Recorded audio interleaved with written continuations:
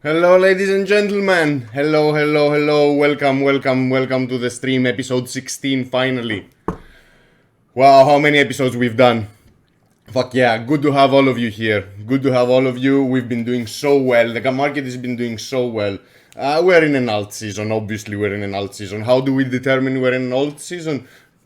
Most of the top 100 altcoins are outperforming Bitcoin. That's why we always say we want Bitcoin to be ranging, and then we can have an alt season. And yeah, we're experiencing it. Yes, it's not in the severity of the 2017 Bitcoin pair pumps, but fuck yeah, fuck yeah. I think we're doing well, and we can always check the is it alt season. And look at this. It is altcoin season. And yeah, it says if 75% of the top 50 coins perform better than Bitcoin in the last 90 days, it is alt season. And look at this. These are the top 50 performance over the last 90 days. And Bitcoin is one of the smallest. Look at this. Together with synthetics and the Bitcoin forks. Amazing, eh? Whoever was betting on the Bitcoin forks got super fucked. So yeah, be careful, guys. Be careful of the Bitcoin forks. Everything else has been doing very well. We've been cheering about Solana. We've been cheering about Luna. We've been cheering about we have a little bit of exposure through on the BSC blockchain. Binance, whoever was holding Binance on the past 90 days is very, very happy, especially whoever contributed on the cake liquidity pools and was getting airdrop cake. Also is extremely happy. So yes, guys, we are in an alt season. This is how alt season feels, and yeah, we are in an altcoin month, an altcoin season. We are not in an altcoin year, so we still need quite some time.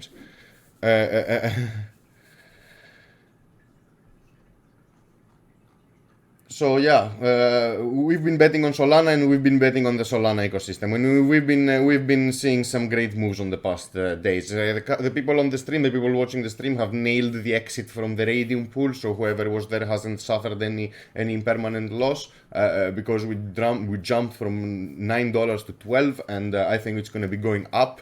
Raydium is going to be going up until a competitor appears on the Solana ecosystem. Because come on, guys, if enough money is actually attracted in the Solana ecosystem, obviously we're gonna get we're gonna have competitors. As I've said before, I'm long Raydium. Let's go check the farm as well. Obviously the API has dropped a lot because Raydium has been gaining a lot of getting a lot of eyes.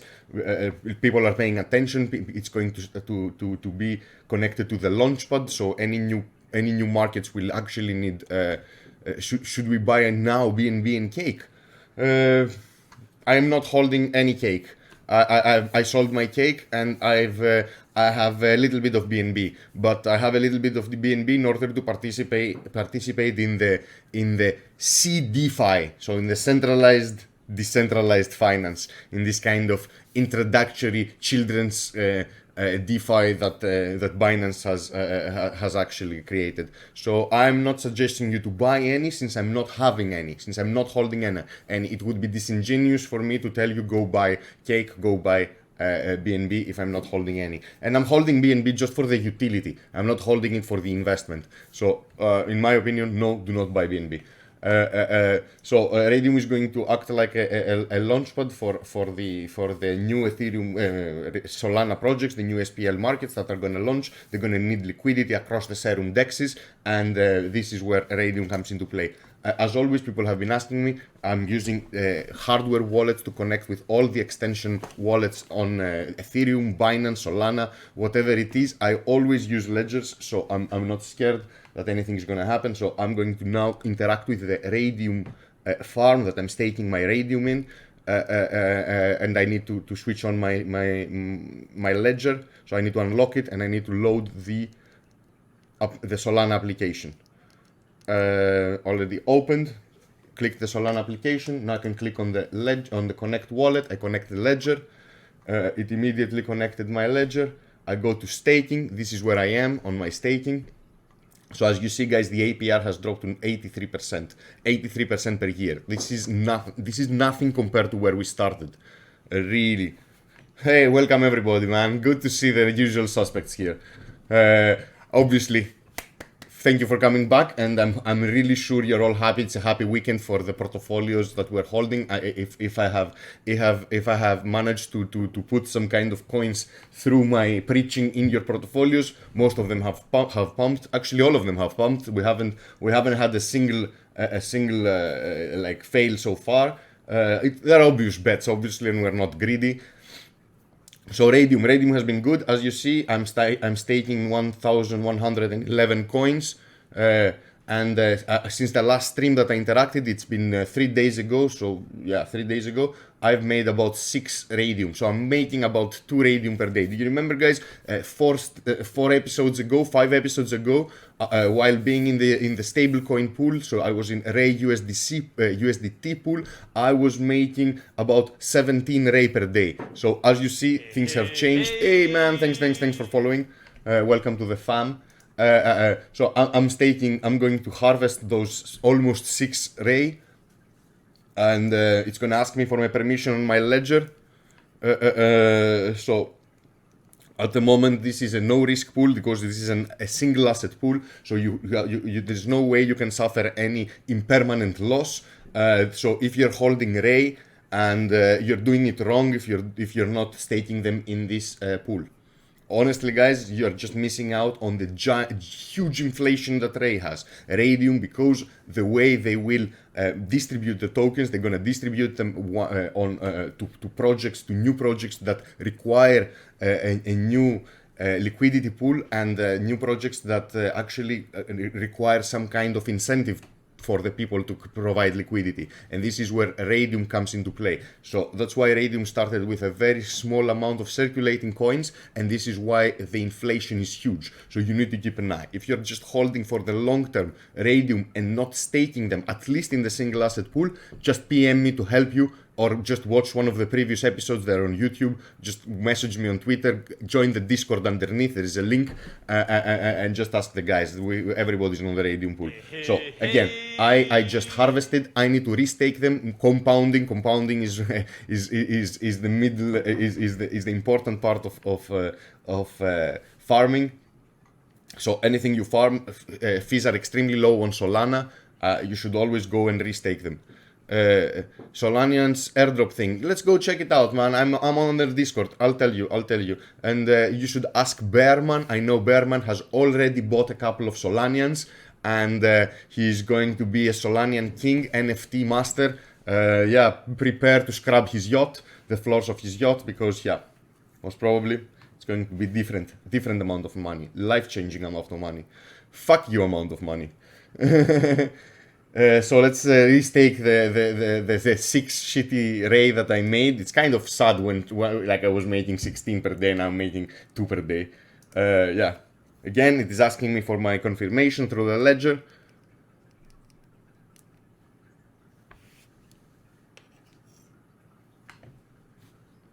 Any news regarding the Greek banks? No, man, I have no news. So far, I know that my local bank hasn't created any problems. They haven't said anything to me. So yeah, now soon this is going to pass over and you'll see it actually refresh. And yep, here it is. I have 1,417 tokens. So yeah, this is how Raydium works. And at the moment I expect it to pump a lot. That's the reason I am not in the Ray USD. Wow, it's again high. What the fuck? Should enter again. People got scared. Raydium started pumping, people got scared, and APR is up again.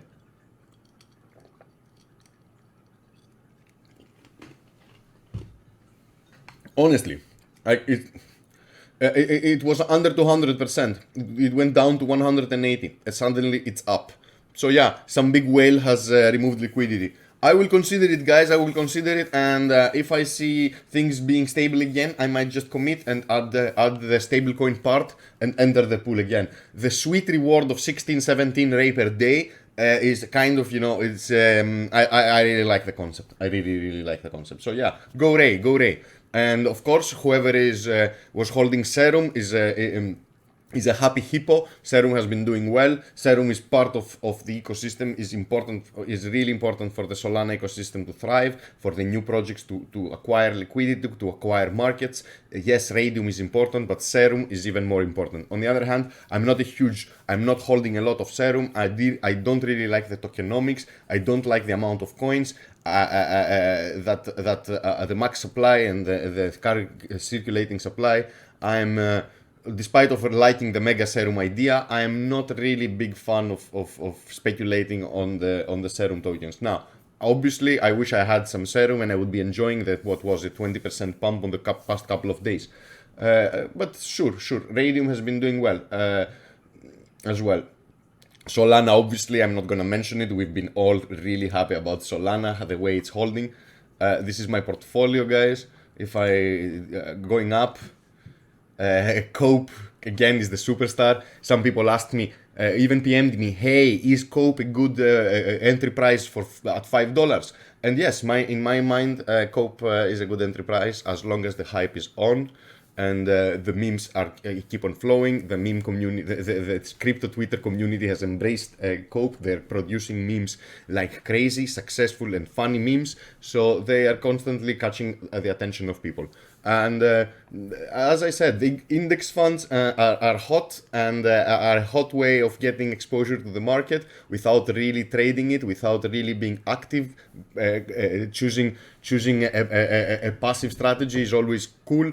And it's usually cheaper, and in most of the cases is more successful than the actively managed strategies, because we're all monkeys, guys. So yeah, Cope is a different kind of index fund. This is a different kind of crypto Twitter index funds. So yeah.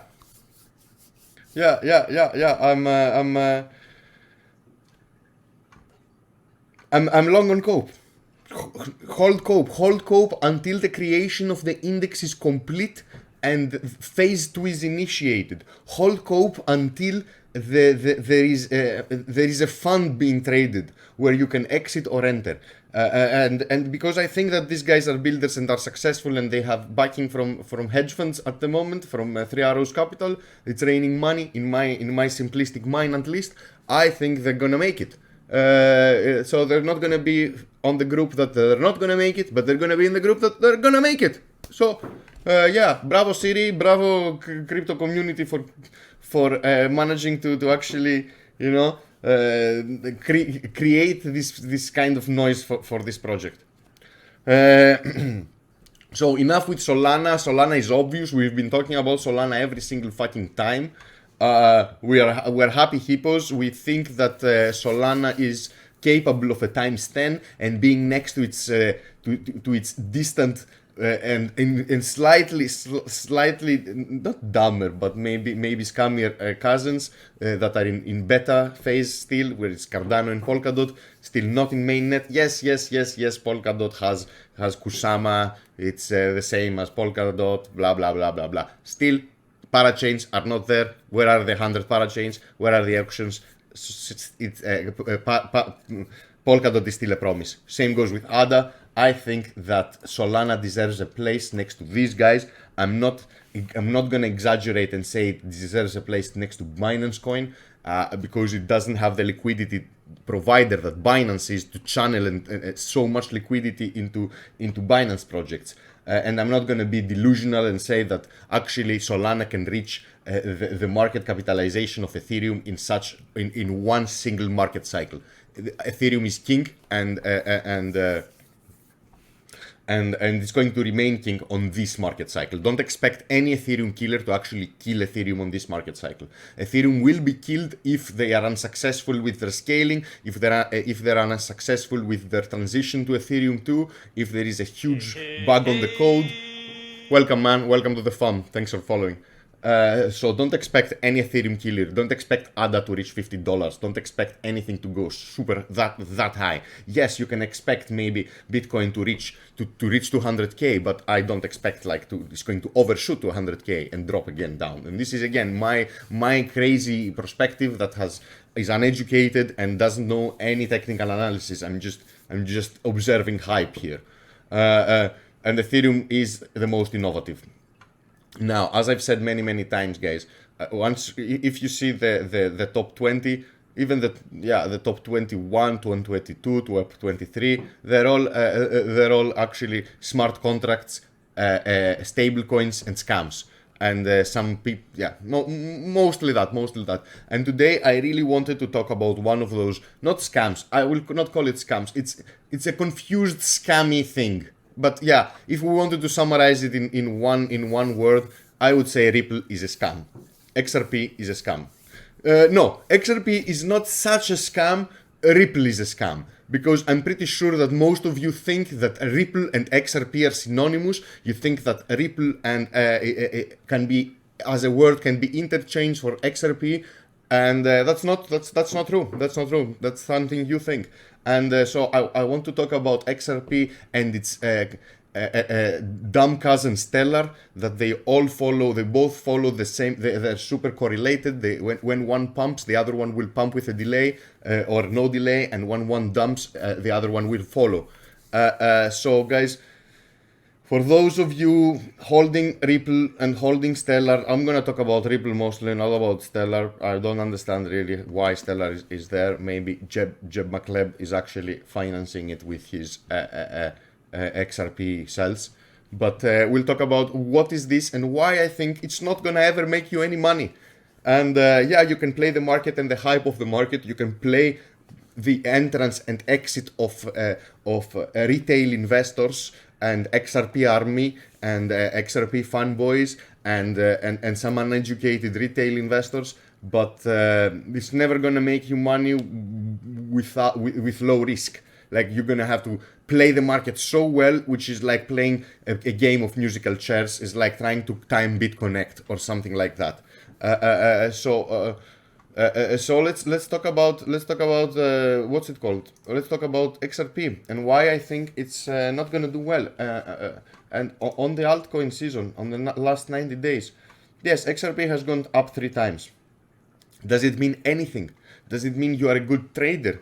Does it mean because you entered the round with your, I don't know, 7-2 and you made and you won the round on your Texas Hold'em game? Does it mean you're a good poker player just because you won a round? No. It doesn't mean anything. It means you're just lucky, or you managed to time the market, or you managed to actually, I don't know, read the table in some cases. So guys, let's start with the fact that XRP and Ripple are 2 different things. XRP is an open source crypto that runs on the XRP ledger. It's an open source project, which means anyone can build on the XRP ledger and anyone can run a node on the XRP ledger. So that's XRP. On the other hand, we have a company. It's a fintech company called Ripple. It's a for-profit fintech company that builds enterprise-level technology for institutions, for financial institutions. We've seen all these partnerships that Ripple has. That's Ripple Incorporated, like Ripple Inc. I have a picture of the partnerships here. Where is it? Where is it? Nah, where is it? Here. It should be somewhere here.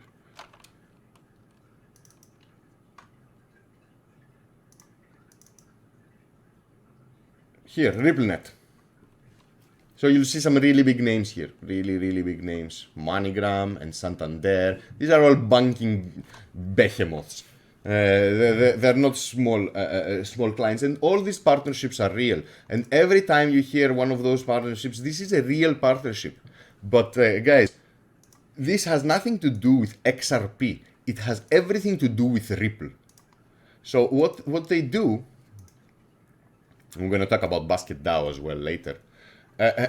So what they do, they have developed the so-called RippleNet, and they're onboarding institutions, and they're focusing on remittance payments,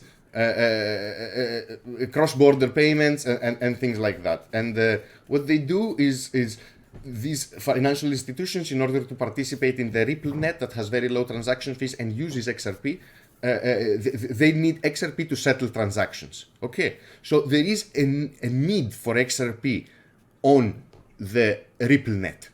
The fact, though, that there is a need doesn't mean that it has anything to do with you holding XRP or putting pressure in the market for XRP to be bought by these institutions. Okay, because they buy straight from Ripple Inc., from the company. They don't buy from the open market. In order to settle those transactions on the RippleNet that is built on the XRP ledger, they need to buy, and that's what they do. They buy XRP from the pockets of Ripple. And Ripple, we'll talk about tokenomics because they're horrible tokenomics. Let's go check them. XRP. XRP has 100 billion coins. All right. And out of those 100 billion coins, 45 billion coins are in circulation. Then, and this is the sad part, another 50 billion coins, 49.9, are in an escrow that is owned by Ripple, and that escrow unlocks 1 million coins per month. And Ripple, the company that we were talking about, sells that XRP in the open market every month. 1 million coins every month, and more, because this is the standardized. That's the standard amount that unlocks per day. There are other events, unlocking events, that give them another amount of Ripple to sell. In 2020, XRP to sell. In 2020 only, Ripple Inc. sold in the open market over 500 million coins, XRP coins. So this is a huge selling pressure. And not only they have the 50 billion coins in escrow that unlocks every month, they own another 13% of this circulation as well. So they are the major holders, and they are only putting selling pressure because they don't need to buy anything from the open market. They already own all this amount of Ripple, and they are supplying the RippleNet with it.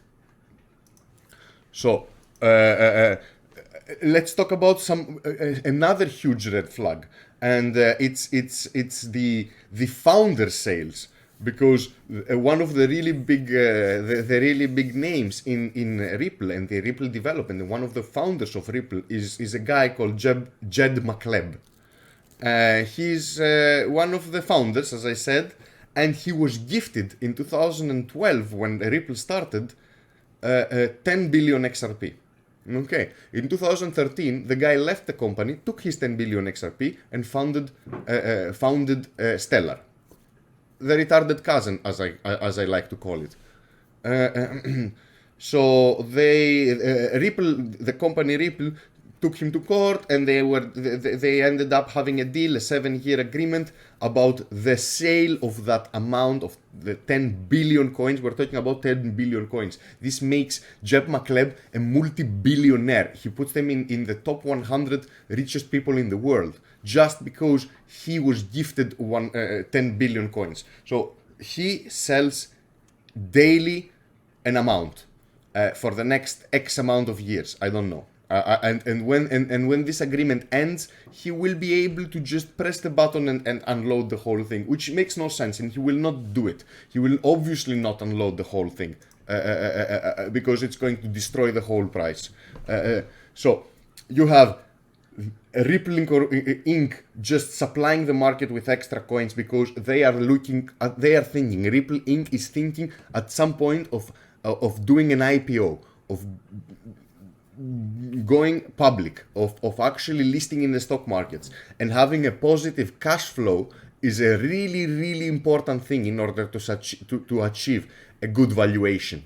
So imagine that they will be selling this amount of Ripple constantly in order to have a positive cash flow and be valued and have a good track record. And once they decide to IPO, they will be rewarded massively. Not that they haven't already, having 50 billion XRP, and XRP being what? The fourth ranked coin since when? 2013 that it's been around. So again, people are confusing, and they think by holding XRP they are participating in all these deals that the banking consortium is securing with this remittance market that Ripple is targeting. But that's not true. That's absolutely not true. And then you see the founders and a small amount of people controlling such a huge amount of XRP, and it's like these guys have a full incentive to constantly sell and never allow XRP to pump. The distribution of the coins is horrific, and the vesting schedules, the escrows, the what's it called, the lawsuits, and as in the end of everything else, the don't forget there is an ongoing Security and Exchange Commissions versus Ripple case, where the SEC is accusing Ripple of selling unregistered securities. The case is still ongoing. They 99.9% they're going to settle. They're going to pay a fine. Ripple is going to pay a fine, and they're going to have to change something on the structure and the way they supply the market with XRP. As you see, since this whole lawsuit versus XRP, where the SEC charged Ripple for the sale of unregistered securities, you'll see that all the different exchanges changed the ticker of XRP from Ripple to XRP. There were lots of exchanges. Pundi-x was one of them that listed XRP as Ripple, and the ticker was XRP. And this confused people, and they thought they were buying maybe some type of security or some type of profit-sharing token on that Ripple net that has onboarded all these banks. So, for all of you guys thinking that you actually won by holding XRP, you haven't. You've been lucky. You've been lucky because you are actually you bought.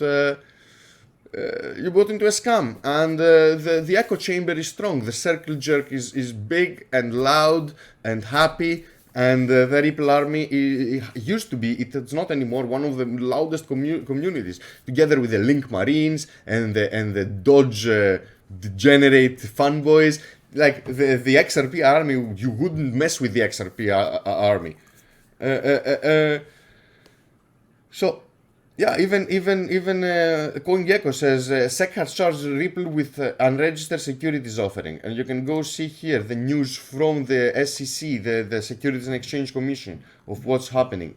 It's a very interesting case, and you should also Google Jeb McCleb and see what he has done and how they've resolved this issue and what kind of selling pressure he's putting on the market. Yeah, and that's it, guys, for XRP. I hoped that we wouldn't have XRP anymore in the list. I don't understand why it's in the list. It's one of the few unnecessary coins in the list. Why is it there? Like, I understand the smart contract competition. I understand the stable coins. I don't understand the forks. Why is the fork still here? I don't understand why Dogecoin is still here. Like, you know. I even understand why Tron is still here in the end of the day. I understand why it is. Like EOS, I mean, who the fuck cares about EOS? EOS is a really close model to Binance Coin. Just older technology and a really bad ICO kind of fundraising that ended with them having 140,000 Bitcoin locked in a vault. Now they just they can actually force the market to pay attention at them, because if you have a fund of 140,000 Bitcoin, you can do anything, and by meaning anything, you can also do nothing and still be there. You know, this is the power that gives you a treasury of 140,000 Bitcoins. And yeah, fuck EOS. He's another founder that we don't like, but we're gonna talk about him on another episode maybe. What else? asking all the friends that are watching the stream, did anybody enter with me on BASK? We bought BASK from Basket DAO, which is the voting coin for the index fund. Yeah, Dogecoin is there because Elon Musk, Zoomers, and TikTok and memes. Yeah, sure, it's still there, but man, it was there even before that. You know, it was there before Elon Musk paid attention. Dogecoin has always been, you know, the canary, it's the, how's it called? It's the signal of a bull market. If Doge pumps, then usually it's followed by bull market.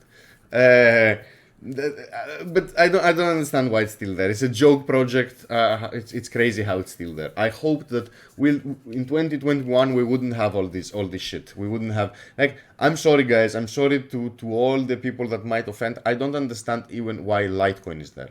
Like, it makes no sense. Why is Litecoin there? What is the value proposal that Litecoin offers that you know, it's not offered by newer technology and less scammy things? Did I get my? You are in the basket LP pools? No, unfortunately, my friend, I didn't get any my hands dirty with the bonds. I was too slow to actually get into it before the migration. I kind of my eye caught the project because of the vampire attack, and I kind of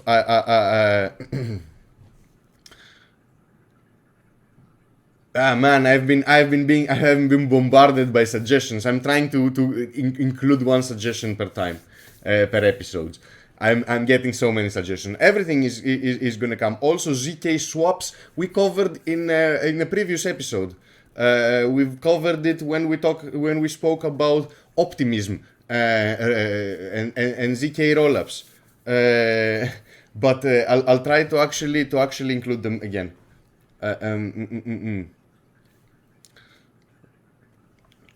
So I'll check it and PM you. Maybe it was episode 4 or something like that.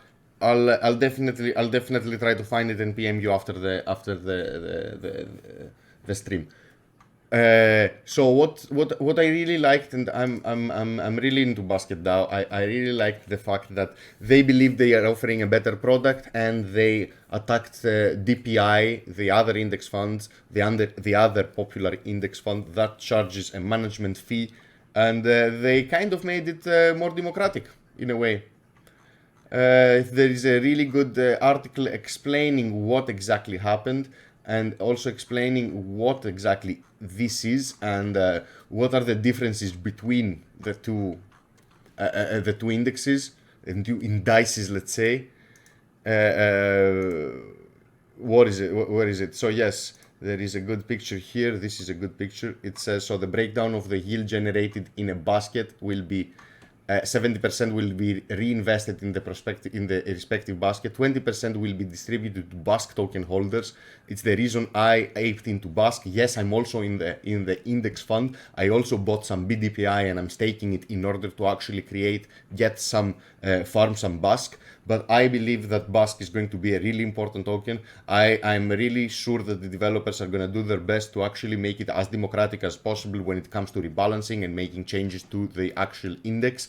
And if you have a lot of exposure in on the index, you should be a mega whale of BASK. And I aped into BASK on stream. I bought 10 coins. And we are up 70% since I bought it, guys. So whoever bought with me should be. Have you ever heard about Elon Gate? It's Elon Gate was a joke Elon made on Twitter, saying that if ever there is a scandal with him in the center, he wants it to be called Elon Gate. So that's what I've heard about Elon Gate. Now, if there is some scammy Binance chain liquidity farm project going on that's called Elon Gate, I wouldn't be surprised at all, man. I wouldn't be surprised at all. So, whoever aped with me on the BASK move should be a very happy hippo. So as I said, guys, this is a so-called vampire attack. This is when a project believes it has a better product, let's say, a better protocol, and deserves the liquidity another project has actually accumulated, but is sleeping on it instead of actually developing themselves to offer to their holders cutting edge technology and the best of the best when it comes to competing protocols. So apparently DPI, which is the under index fund, was not successful, was not doing all these things, and the devs here decided of Basket DAO decided that they are more capable on doing stuff. So they forked the project, added some code, let's say, because people say that's just a fork. Other people say it's not just a fork, it's original code. I'm not a developer, I can't really assess this thing. So they actually vampire attacked DPI and stole some liquidity. So let's talk about vampire attacks. Vampire attacks, this is an attack on liquidity dependent protocols. So the most popular vampire attack is the one that we all talked about. This is the one that Sushiswap launched on Uniswap in end of the summer 2020, in the beginning of the bull run, let's say, in the beginning of the DeFi bull run, where everything went parabolic, where people were just looking at Yearn Finance going to 60K and being like, we're 2-3 Bitcoins at the moment because Bitcoin hadn't pumped, and not understanding what the fuck was happening.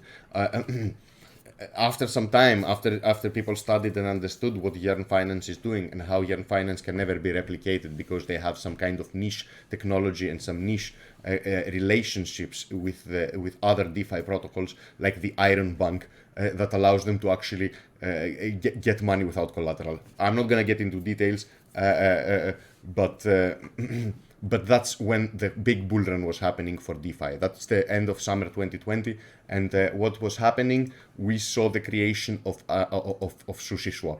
And Sushiswap was a fork of Uniswap, and they wanted to steal liquidity from Uniswap because they thought that they can actually launch a better automated market maker that is more democratic and allows its users to tap into the profitability of the protocol. Meaning they had a profit sharing mechanism on their tokens. Sushi was actually airdropped with a rate that corresponded to the, let's say, to the were minted with the and given to the to its holders according to the performance and the trading fees and the traffic of Sushiswap.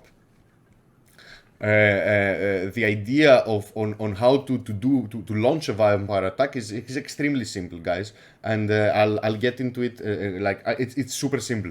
You create an incentive for the people providing liquidity on one project to transfer their liquidity on your project.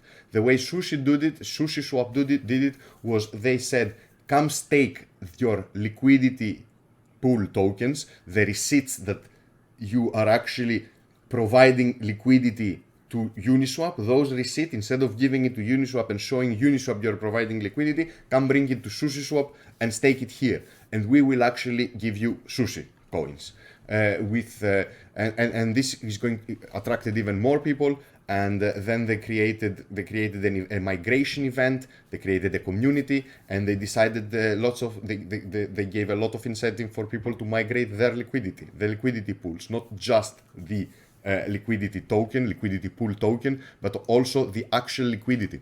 So that's how liquidity was being transferred from Uniswap to Sushiswap.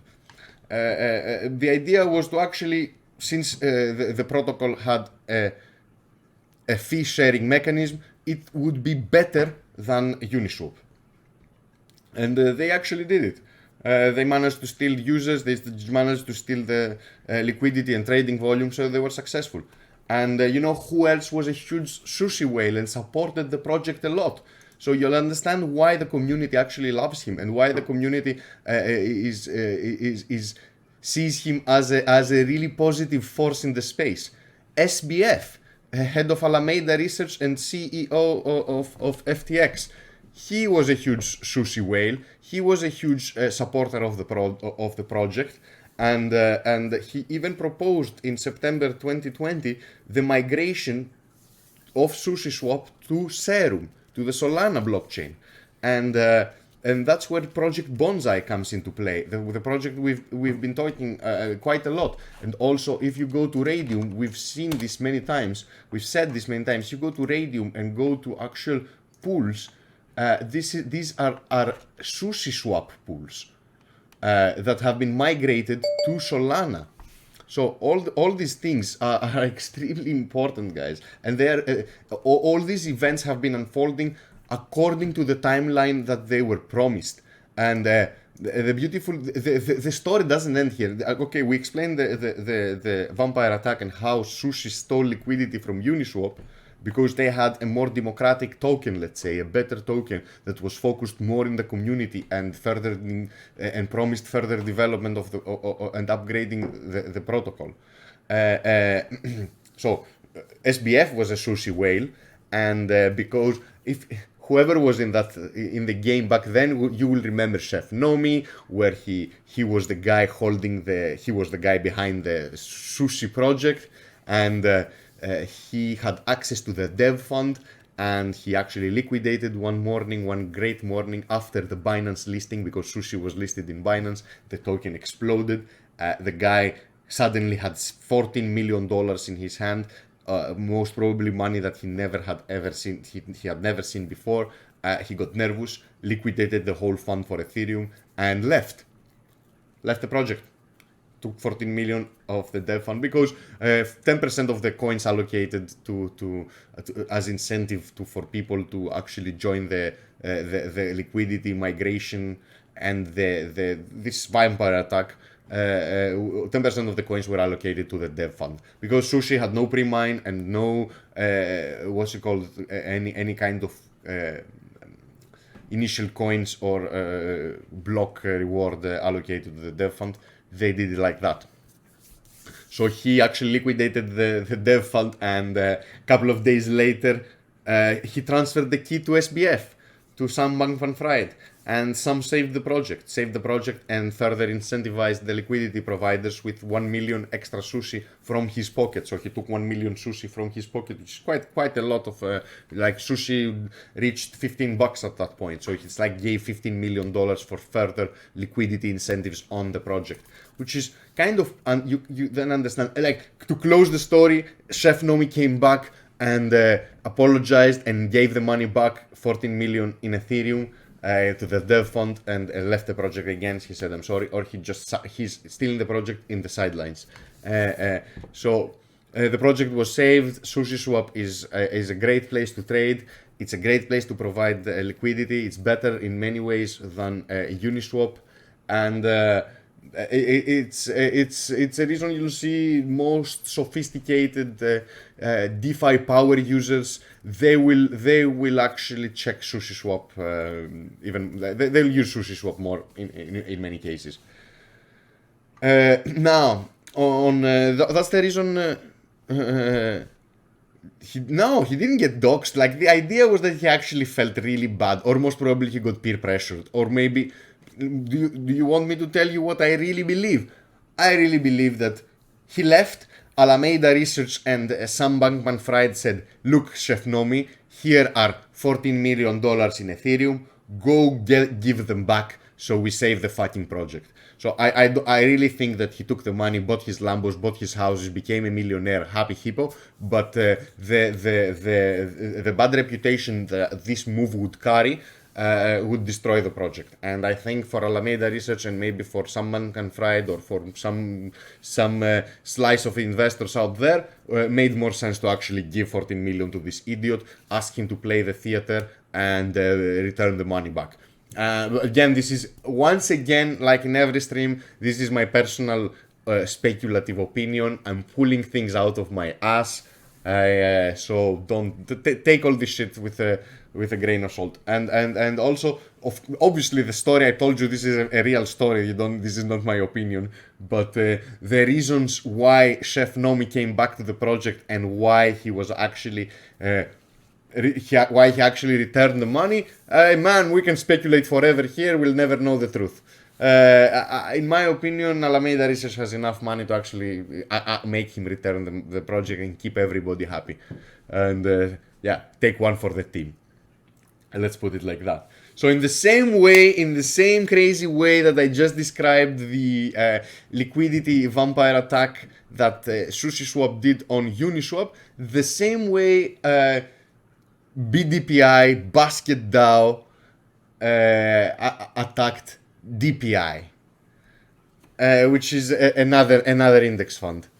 The same way they issued higher rewards for staking DPI on the Basket DAO platform, and they gave BASK tokens and BDPI to the people that took part on the migration event, the people that removed their liquidity from DPI and placed their faith on BDPI. They were rewarded with 3,000 BASK, I think, extra on the shares, on the bonds, on the BASK bonds, for whoever took place in the migration.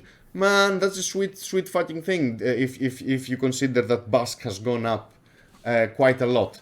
So yeah, gems I hold.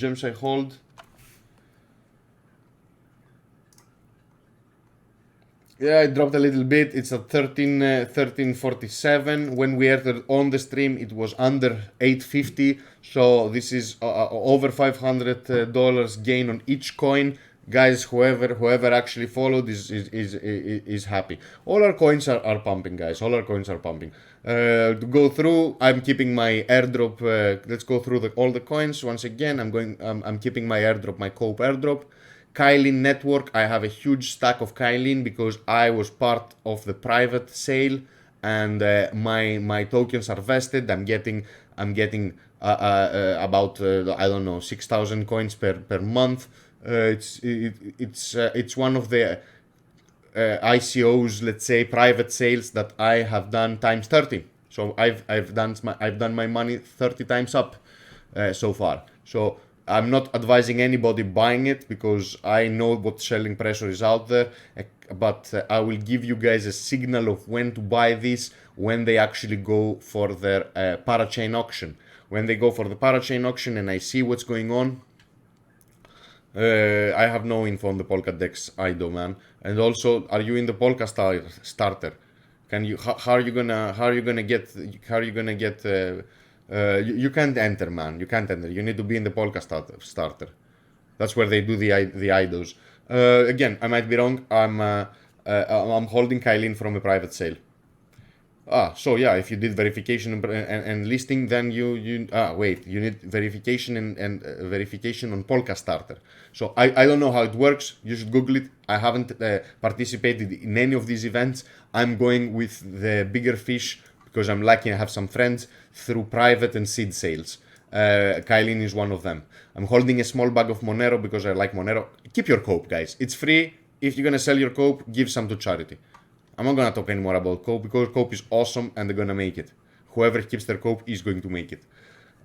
Again, I'm holding a small bag of Monero. I like Monero as my main privacy coin. Maybe I should swap some for Secret. I like Secret because it runs on the Cosmos network.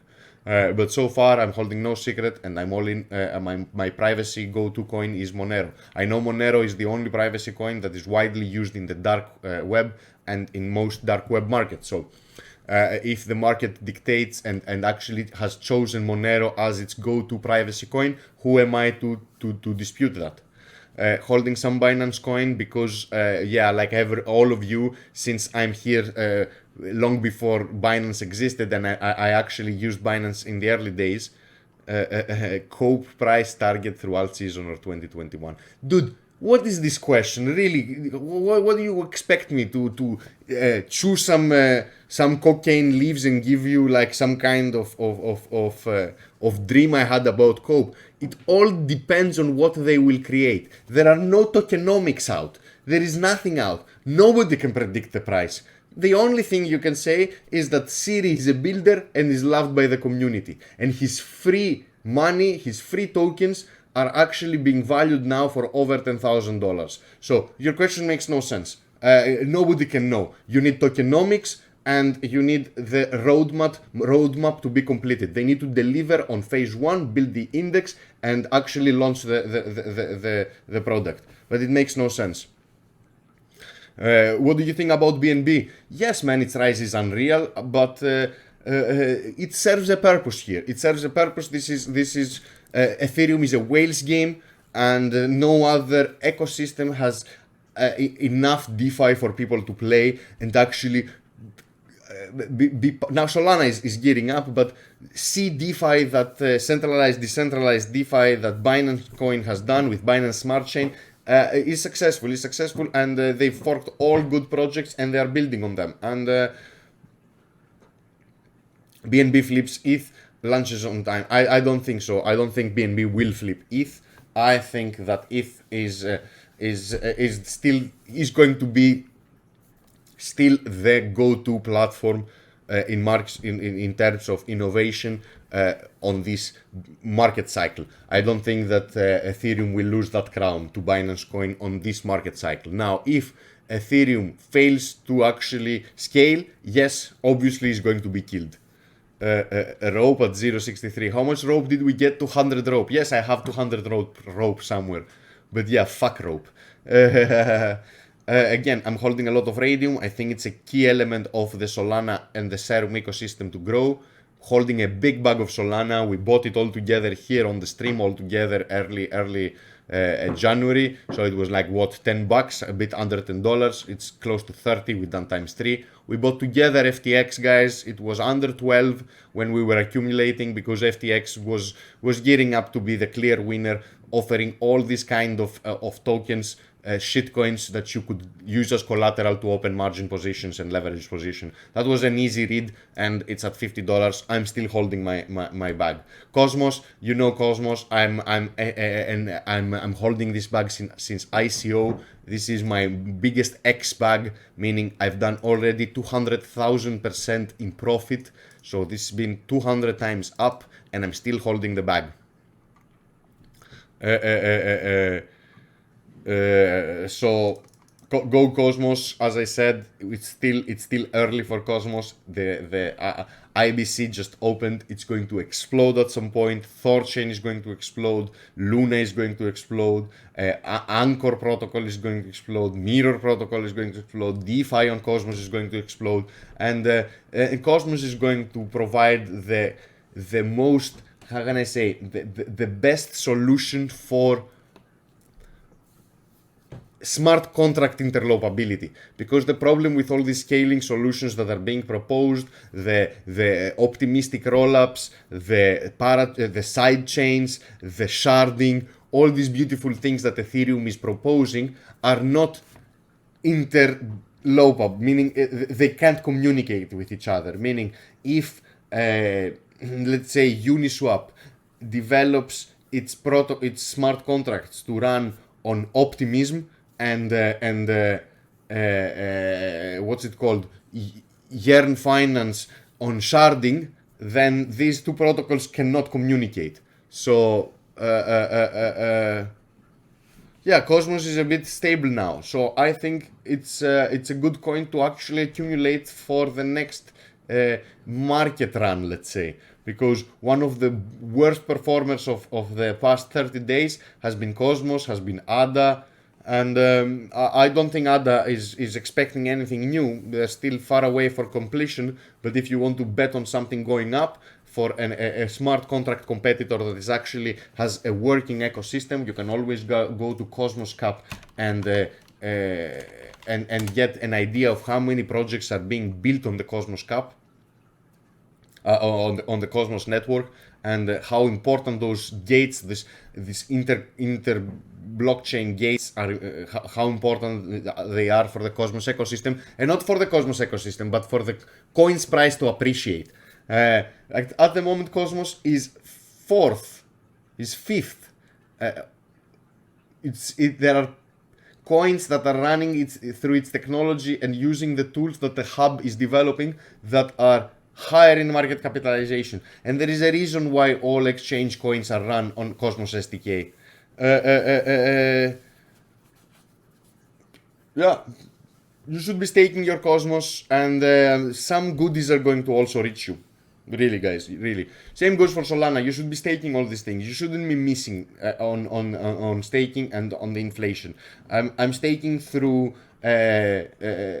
what's it called, Solflare, through my ledger, my Solana, and you can also do it through FTX, but it has a waiting time to unstake. You do 15% on Binance, but you have them locked, my friend, right? You have them locked for 30, 60, or 90 days. I don't like that. I don't like that. I don't like locking my coins. I want to be able to actually unlock them and sell them.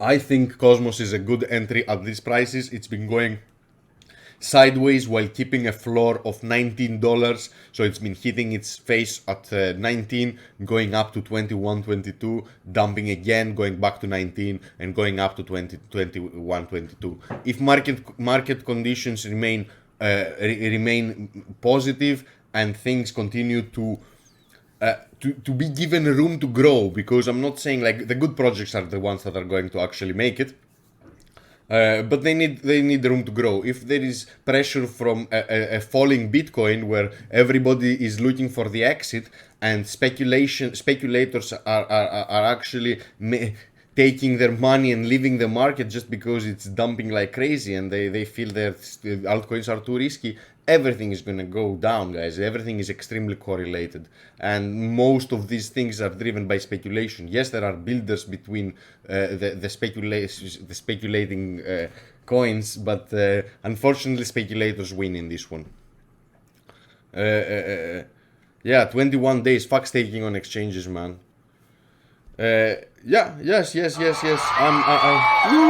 Thanks for cheering, bro. Thanks for cheering. We should pump Cosmos. We should pump. I recently aped into Anchor protocol. It's been maybe 6-7 days. It's one of those protocols building on Terra, the stablecoin technology on Cosmos. I'm thinking of Mirror protocol and the way it has pumped, and also the same goes for Terra. The performance of Terra and Mirror just indicate that Anchor is a good investment. At least it's a good bet. It's not a good investment, let's say. But even the concept behind it, savings account with stable above 20% interest rate, annual interest rate, is a great selling point, right? Is a great selling point. Welcome, Morten. 777 Morten. I don't know what happened to the rest 776 Mortens. So yes, I also have, as I told you guys, I aped into, let's say, let's continue from where I was left. I'm holding Cosmos since the ICO, 28th of March 2017.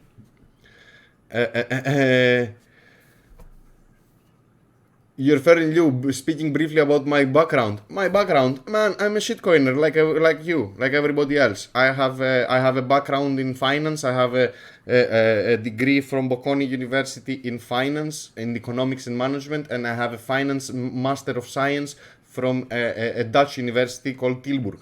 I worked in investment banking for a couple of years in some European investment banks. I worked for the investment vehicle of AXA, and then moved to Greece. And shitcoins, the shitcoin life for me started in 2015 when I got some Ethereum, and that's it. That's it. Since then, my Ethereum went up.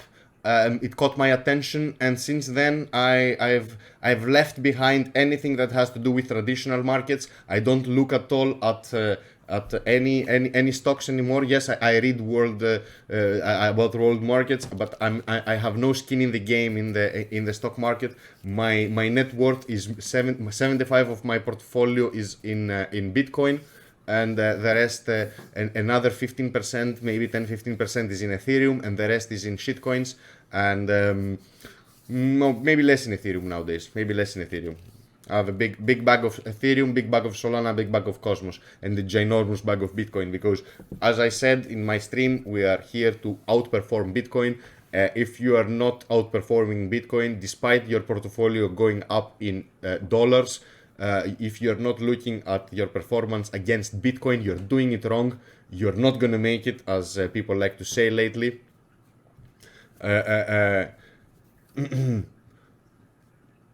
Yeah, you should be keeping your Bitcoin, guys. You should be keeping your Bitcoin. You should be, because the chances are you're not gonna outperform Bitcoin. Chances are, like me, we are all monkeys, and the market is irrational, and we have feelings, and we get angry, and we tilt, and we revenge trade, and we lose money, and we get sad, and we can't control it, and we waste our times. So guys, yes, play around, have some skin in the game of altcoins to learn and experiment with new technology, and be able to maybe gain some short-term gains against Bitcoin, but don't think that you have found the next Bitcoin because you're holding some shitcoin.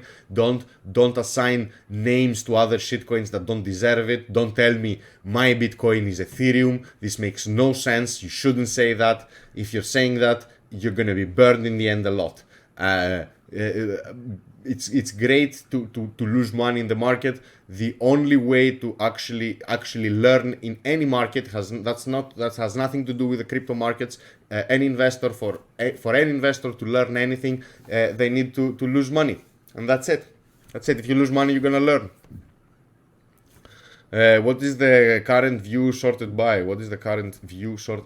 This is the coins I'm holding. These are the coins I hold in my portfolio. And they are sorted by 24-hour performance. So Cope has been doing the biggest. But if you go on the 7-day, you'll see that Basket DAO has made me the happiest. And again, guys, you take your BDPI. Let's go check Basket DAO, because people have been asking me, how can I get a lower risk, lower return, live and forget exposure to the DeFi market, because the DeFi space, guys, moves so fucking fast, guys. There are so much innovation. There is so much experimentation. There are so many new strategies added in all the good projects. There are so many new connections with new innovative projects. We should go back and talk again about Alchemy-X, because man, the moment traditional markets understand the power of Alchemy-X, dude, it's going to be so funny. It's going to be so crazy, guys. It's going to be so freaking crazy. But we're going to talk about Alchemy-X and self-paying loans in a while. Let's go back and briefly check what exists in the BDPI, in the interest-bearing DPI, which is the name of the product the vampire attack of this team spawned. So you'll see it's a basket of protocol paying coins. So you get Uniswap, Aave, Synthetics, Maker, Compound, Sushi, Yearn Finance, Ren, Kyber Network, Loopring, Balancer, and you get some smaller ones. I think I tweeted somewhere here, media, here it is, it should be here. This is the allocation. So this is what exists in the basket. 25% of the basket is Uniswap, meaning that if Uniswap pumps a lot, then this coin BDPI, which you can go here and look at it, BDPI, it's at $440. If Uniswap pumps a lot, so if Uniswap pumps 100%, BDPI is going to go up by 25%. Okay, just because only 1/4 of the fund is represented by Uniswap. So if Uniswap coin goes up 100, BDPI goes up 25. Just because this is how much it is in this coin. Okay. So as you see, if you want to have exposure in these protocols, it's great to have an index fund, because there are lots of upgrades, there are lots of things happening, and this is a lot of fees to actually buy and sell and move all these coins. So doing them through the smart contract of Basket DAO, the index fund, I think it's a beautiful, beautiful thing.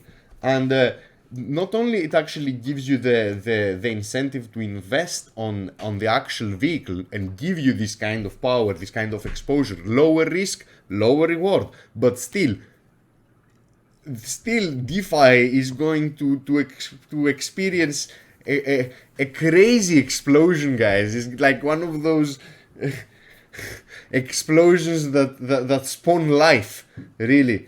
What's this event, this galactic event, the planetary event? Yes, it's the same thing as the DeFi pulse. Yes. It's exactly the same thing as DeFi pulse with zero management fee and the what's it called? The ability. They say what's coming here, and this is what I really like. Announcements regarding voting and governance, because man, voting on the rebalancing and the community governed rebalancing.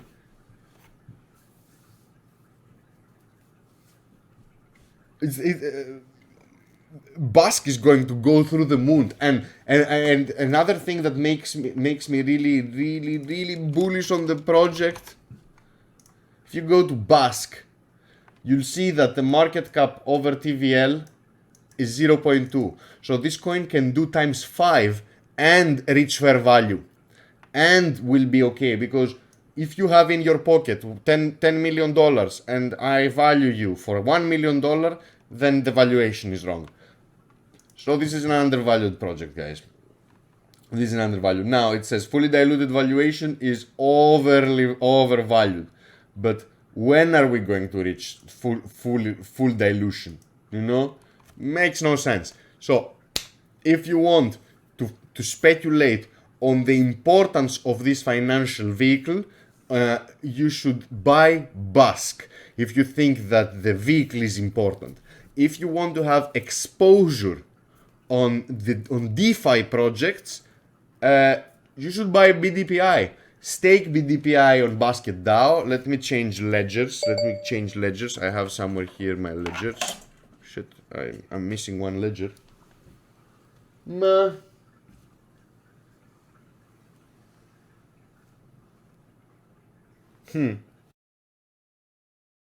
Back. Here it is. This is the meme. Why does this come out? Are we back? Give me a sign that we're back, guys. Give me a sign that we're back.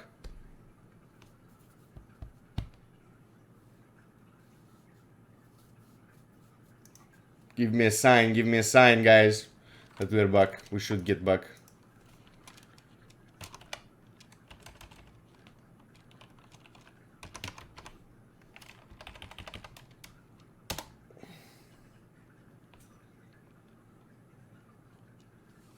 Nice. Okay, we're back. We're back, guys. Yeah, sometimes OBS crashes. I'm not sure how to actually control this. If anybody is an experienced streamer, this is all new to me, guys. This is all new. I started streaming beginning of March or something like that, where we've done 16 episodes of the stream.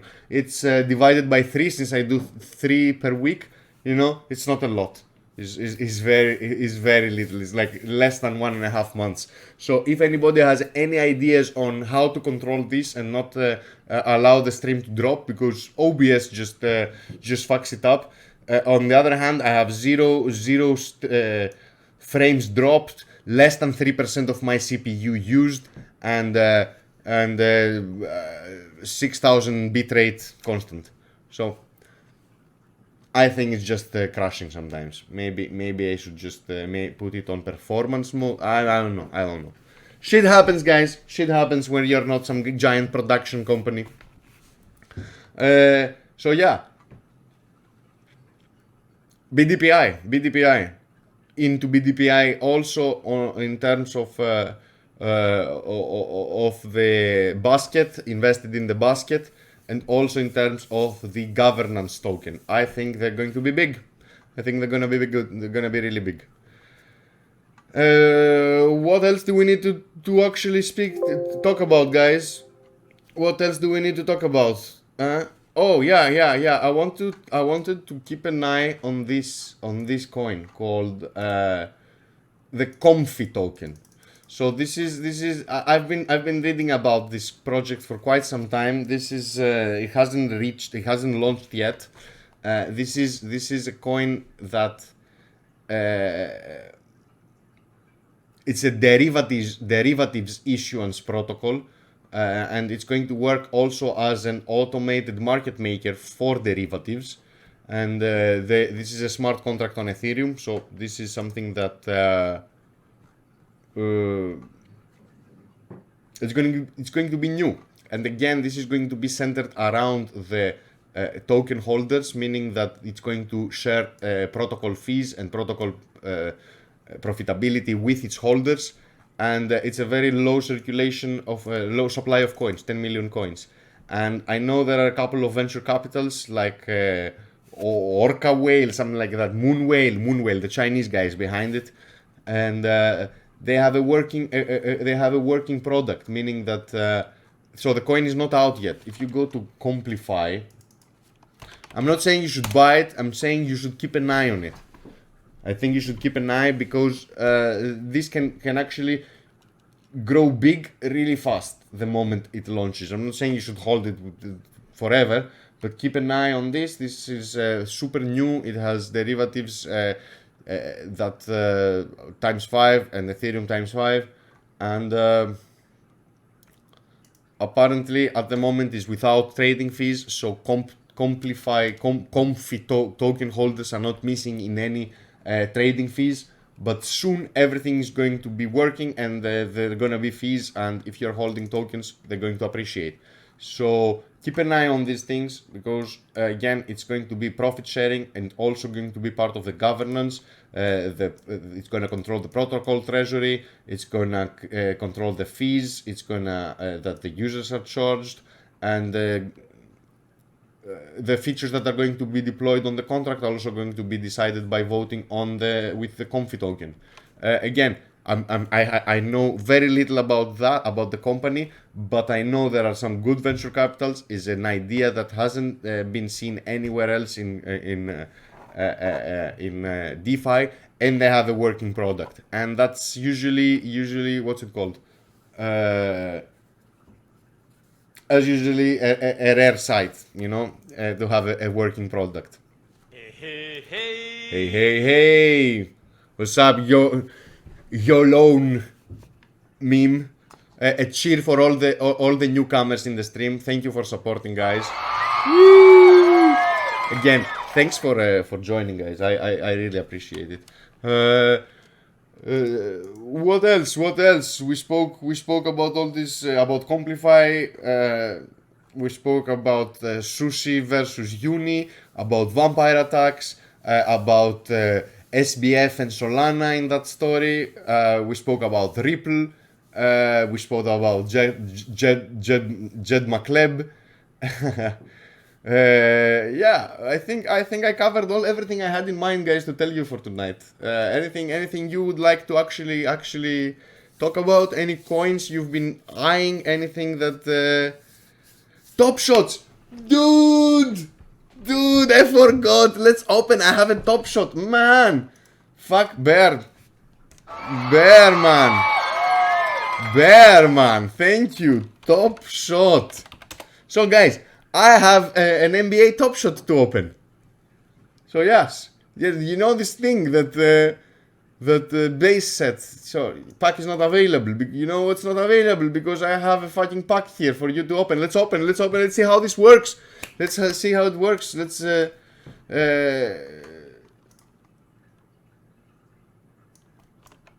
yeah, let's tell it on Twitter as well. Let's tell it on Twitter. Maybe someone wants to see.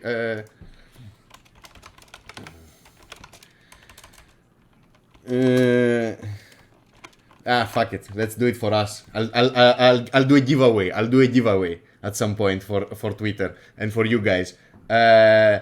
Let's go to packs. Let's see how it works. As you see, I have a pack to open. Series 2 release 24. One common pack. Let's open it. Let's open it all together. Maybe it's something extremely rare. You never know. What the fuck? What the fuck? Let's do it. Let's do it. Are you ready, guys?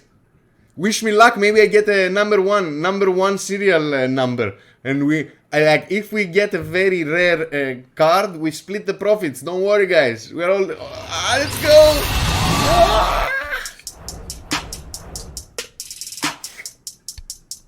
All right. Let's go.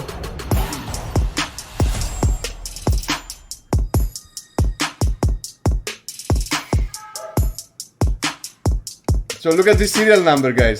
This is 14,700 out of 35,000. Not that rare. It says common. It's all common, guys. It's all common. It's all common. So let's go check the first one. Let's see.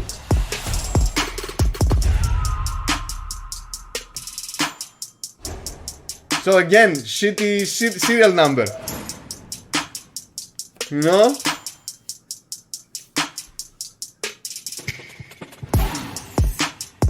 And the last one, let's see the last one. Okay, low serial number. Theoretically. Okay, pretty cool. Okay, that's a cool highlight. That's a cool highlight. So this was it, guys. These were the three moments. I own this serial number. This is mine. This was the lowest serial numbers, 14,700, and yeah, I've opened one pack. Yeah, that's it. So this is my lowest serial number. That's it. When next pack? I have no idea, guys. It's about once a week that they drop a pack. What we need to get is actually... So the way this works, guys, it's important for you to know if you want to get it. Like, I'm not an NBA fan. I know people are fans. But this can actually get you some money. It can. I'm not saying it will. Obviously not the commons. But if you want to buy a rare pack, for you to be eligible on a rare pack, you need to have at least one common on your account. Okay. Yes. It's like animated Pokemon cards. So, if you were able to get into this one that sold out, in order to qualify for the drop of the rares, you needed at least one common on your account. So how to do it? You need to monitor, be on the emailing list, and the moment it drops, you're gonna receive an email. Usually they last for 24 hours, or maybe a bit less, maybe 20 or 18 hours. But man, there are people that have opened $1 million. What's it called? Like, if you go to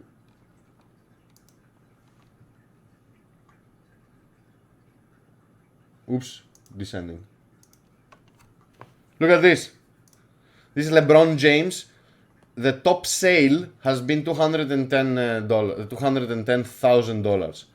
The top sale. This is the lowest ask. This is what the guy's asking for. But this has already happened. Someone sold this card for $210,000. So this is something that, yeah, it happens. It happens, and if you get really lucky, you can actually make some money out of this. Now I opened three things. I can put an effort and sell them and make more money than what they costed for me to buy the pack. So it costed $9. I'm pretty sure I can get about $20 with the cards I opened. Now, is it a profitable hobby? I don't think so. But getting some of those really early ones, if they're extremely cheap, and then selling them in a short horizon makes some sense. Now, also in a very long horizon makes some sense, but then you are actually taking the risk that this company, Dapper Labs, and Flow, and Bank, and the associated coins, and the blockchains that are semi-permissioned and semi-private are going to be successful. I don't like to take those bets. I don't hold any of those coins. But since all my friends are opening those those shit things, I'm going to also take part in the fun. So that's why here it was. We opened it together, and keep an eye on the newsletter, on their mailing list. Go sign up on their mailing list to get to be notified. My collection. Now, how?